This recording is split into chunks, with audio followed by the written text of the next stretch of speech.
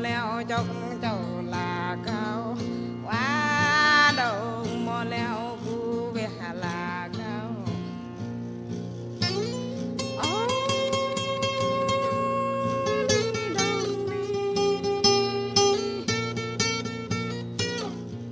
tôi thì hà phi bờ về quá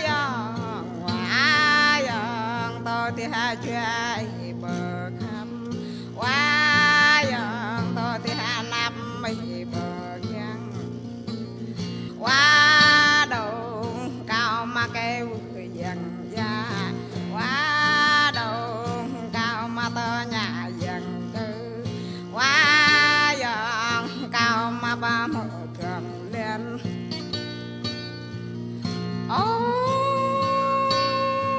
là đi dân